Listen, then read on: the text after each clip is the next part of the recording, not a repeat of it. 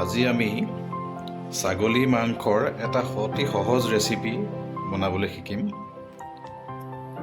যিটো চম্পাৰণ মিট বা হান্দি মাটন বুলি কয়, বিহাৰৰ যিটো প্ৰসিদ্ধ ৰেচিপি।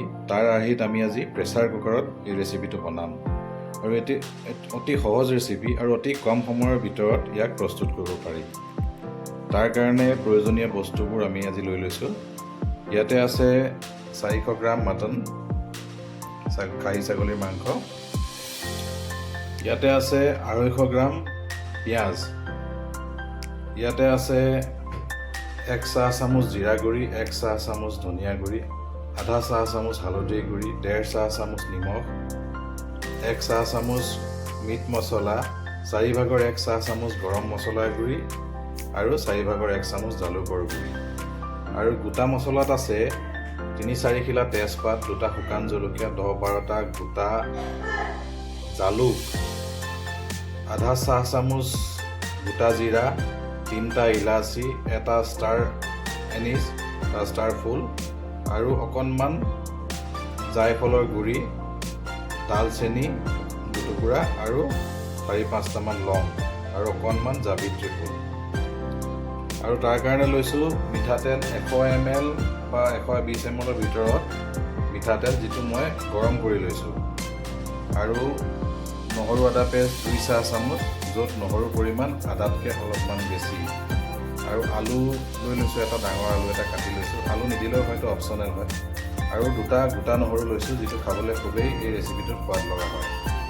এতিয়া আমি আৰম্ভ কৰোঁ। যিটো ৰেচিপি আমাৰ আধা ঘণ্টাৰ পৰা 40 মিনিট সময়ৰ ভিতৰত প্ৰস্তুত হৈ যায়। এইটো খুবেই সহজ, খুব সোনকালে এইটো হয়। এতিয়া আমি আৰম্ভ কৰোঁ। এতিয়া প্ৰেছাৰ কুকাৰটো লৈছোঁ।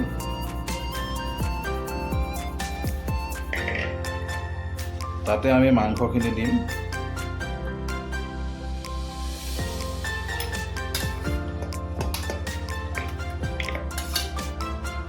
এতিয়া এটা এটাকৈ গোটেইখিনি মছলা, পিঁয়াজ দিম।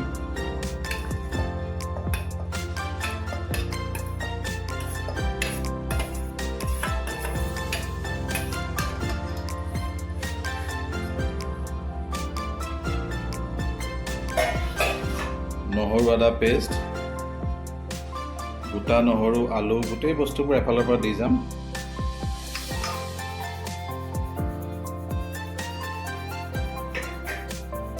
গোটা মছলাখিনি, গুড়ি মছলাখিনি গোটেইখিনি তাত দি দিম।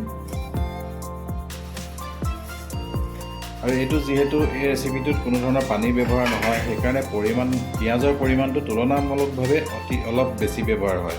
পিঁয়াজৰ ৰসতে গোটেই মাংসখিনি সিজিব।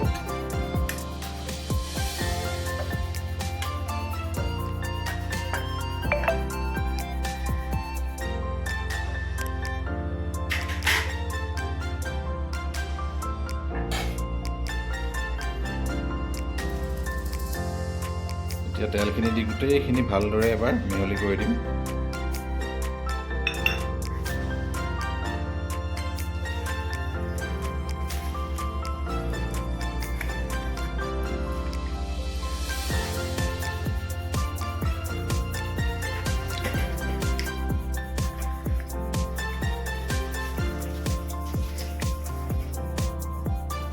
ভালদৰে মিহলি কৰি দিছোঁ।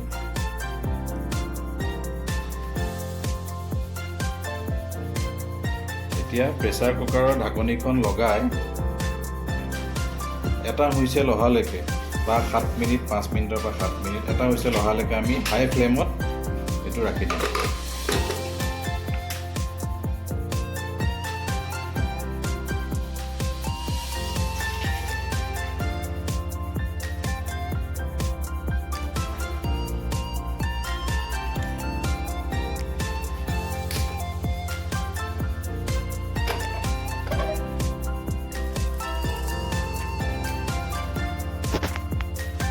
এতিয়া এইটো এটা হুইচেল মৰালৈকে আমি এনেকৈ ৰাখিম।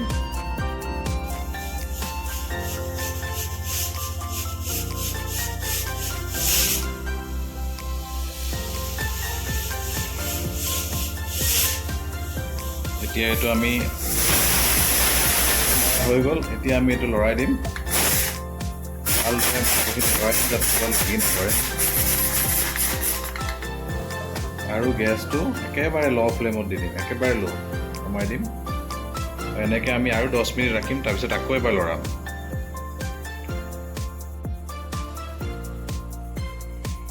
5-10 মিনিটৰ মূৰে মূৰে আমি এনেকৈ লৰাই থাকিব লাগিব যাতে তলত লাগি নধৰে। এইটো আমাৰ এতিয়া 40 মিনিট সম্পূৰ্ণ হ'ল। এতিয়া হাই ফ্লেমত চিটি মৰাই বন্ধ কৰি দিম।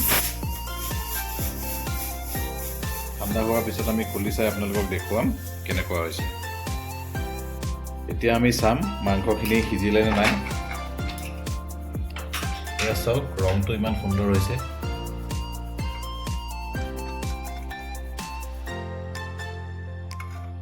এয়া চাওক, খুব সুন্দৰকৈ সিজিছে। ইয়াত যিটো নহৰু দিয়া হৈছে, নহৰুটো চুপি খাবলৈ খুব ভাল লাগে। কেতিয়াবা বনাই খাই চাবচোন। আৰু আমি ইয়াত জ্বলা যিহেতুকে দিয়া নাই, কাৰণ আমাৰ সকলোৱে জ্বলা নাখায়। আপোনালোকে যদি জ্বলা দিব বিচাৰে, কেঁচা জলকীয়া বা জলকীয়া গুড়ি ইয়াত এড কৰিব পাৰে। ঠিক আছে, অন্য এটা ভিডিঅ' লৈ আকৌ আহিম। এইটো খাই কেনেকুৱা পালে কমেণ্টত জনাবচোন। আজিলৈ আহোঁ।